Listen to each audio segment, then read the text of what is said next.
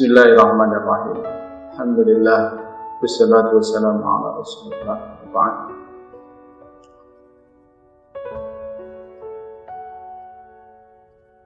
Orang tua yang baik itu adalah orang tua yang memiliki kesadaran yang sangat tinggi. Saya menyebut sebagai sadar orang tua. Orang tua yang memiliki kesadaran yang tinggi bahwa dia adalah orang tua, maka dia akan mampu menjalankan tugasnya sebagai orang tua dengan baik. Ada beberapa kesadaran yang harus difahami sebagai orang tua. Dan pada kesempatan kali ini saya akan sampaikan satu kesadaran yang paling esensial sebagai orang tua adalah sadar bahwa dirinya adalah hamba Allah Subhanahu wa ta'ala. Allah Subhanahu wa ta'ala berfirman, "Wa ma khalaqtul jinna wal insa illa liya'budun." Tidak aku ciptakan jin dan manusia kecuali hanya untuk beribadah kepadaku. Ayat ini adalah bukti bahwa semua manusia itu adalah sebagai hamba Allah. Dan kita sebagai orang tua, yang pertama harus dilakukan itu adalah memposisikan diri sebagai hamba Allah dengan benar.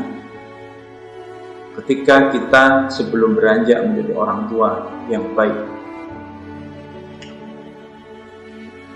untuk menuju menjadi orang tua yang baik, posisikan diri kita menjadi hamba Allah yang baik. Dalam konteks ini saya akan bawakan sebuah konsep yang sering disebut oleh para ahli sebagai law of projection atau hukum proyeksi. Kalau kita melihat sebuah proyektor, gambar yang ada di dalam layar itu adalah gambaran apa yang ada di dalam komputer ataupun laptop.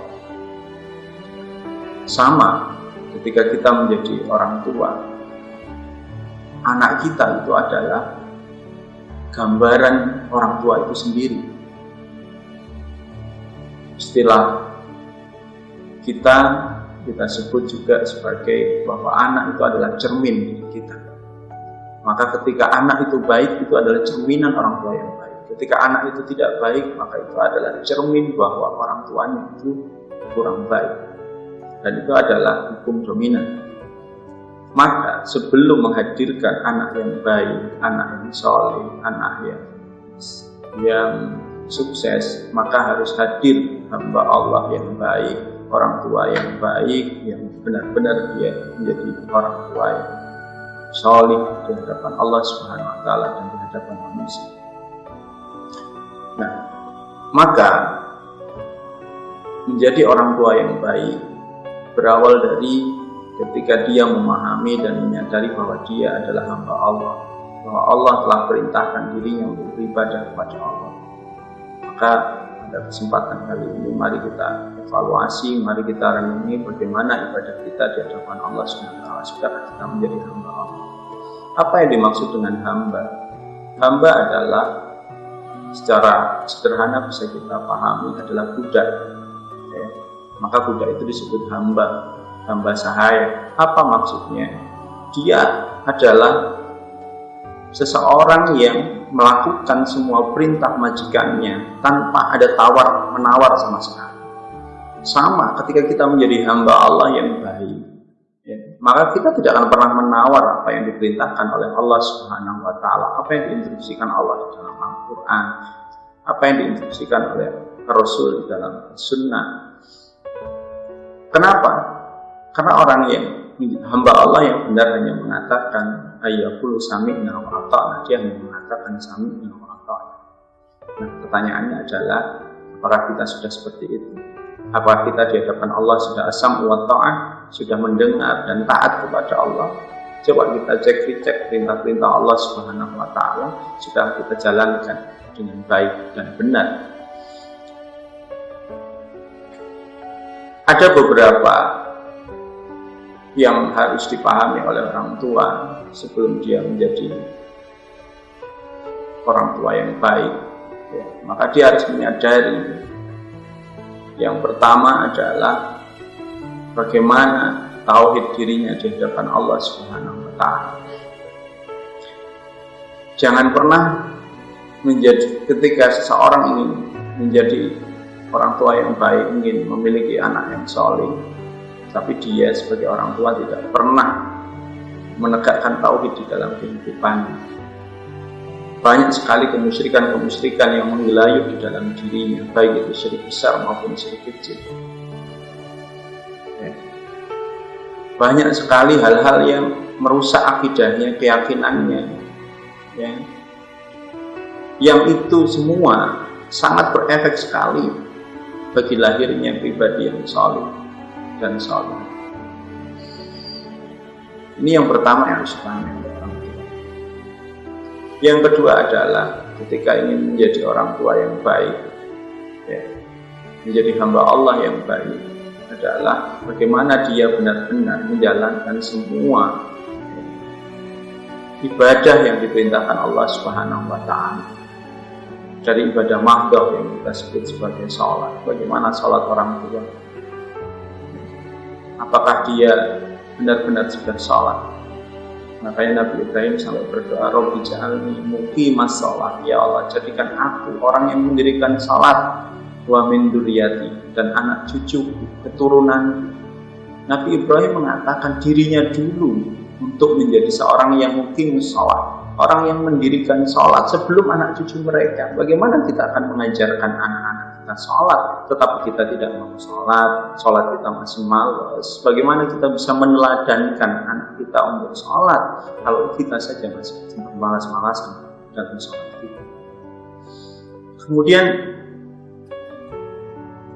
kita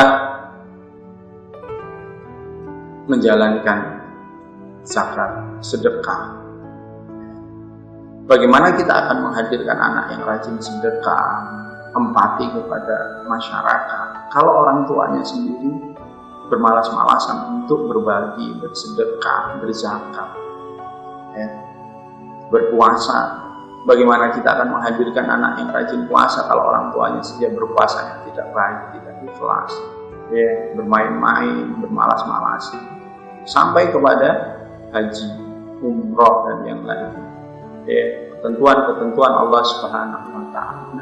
Ketika nilai-nilai ibadah itu hadir dalam diri orang tua dan diyakini dan sami'na wa ata'na, maka sebagai orang tua itu tidak akan sulit untuk mengajarkan kepada putra-putrinya. Maka posisikan dulu sekarang. Kemudian yang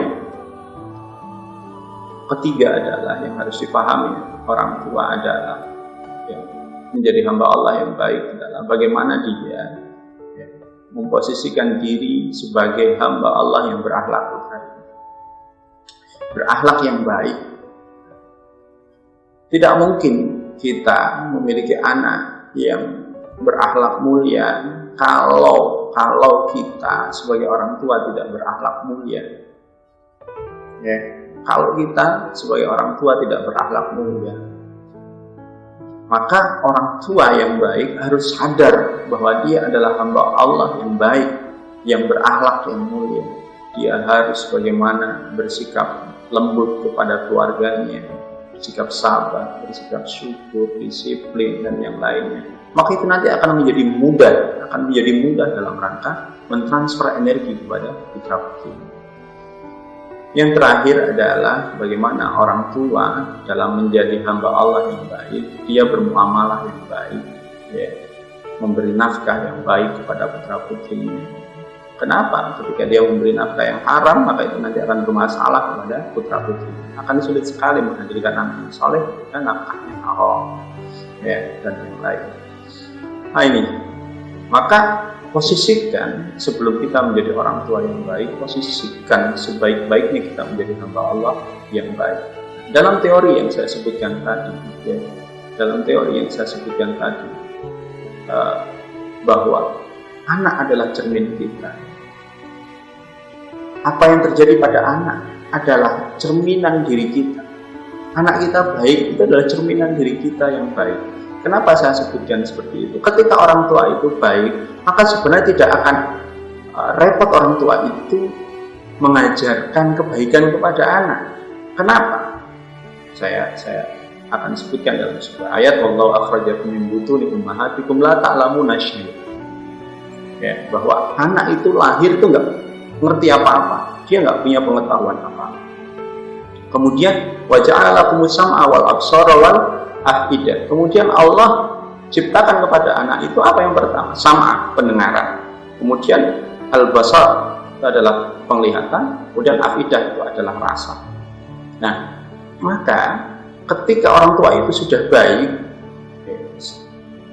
kemudian dia punya anak, maka dari awal anak itu akan, ketika berfungsi panca inderanya, yang dia lihat, yang dia dengar, itu adalah kebaikan dari putra, dari orang tuanya, ya, karena orang tuanya sudah baik. Maka dalam Islam, kenapa kalau bayi baru lahir diadzani? Karena yang aktif pertama panca indera manusia itu adalah pendengaran, ya, belum matang, ya, tapi adalah pendengaran dulu. Maka didengarkan kalimat-kalimat yang baik. Nah, ketika pendengarannya sudah aktif, kemudian orang tuanya yang selalu disebutkan adalah kalimat-kalimat yang baik, kalimat thayyibah, bahkan tilawah Al-Quran, bacaan Al-Quran, senandung kebaikan, sholawat dan yang lainnya, maka yang termemorikan di dalam benak si anak ketika masih kecil, masih bayi, itu adalah kalimat-kalimat thayyibah, kalimat-kalimat kebaikan. Dan ketika si anak sudah aktif indera penglihatannya, yang dia lihat adalah sosok orang tua yang baik, akhlaknya baik, ya, tutur katanya baik, perilakunya baik, sehingga memori dalam dirinya nggak ada yang buruk. Dan ketika sudah menginjak remaja dewasa, afidahnya, rasa hatinya sudah mulai aktif, ya, maka dia akan merasakan apa yang dirasakan oleh orang tuanya, energi positif yang ada dalam hati orang tuanya, bahwa orang tuanya adalah orang salih yang selalu hadir di dalam hati orang tuanya adalah syukur, sabar, ya, tawakal. Maka ini nanti akan langsung masuk ke dalam jiwa anak itu secara mudah sekali, secara gampang sekali. Nah, ini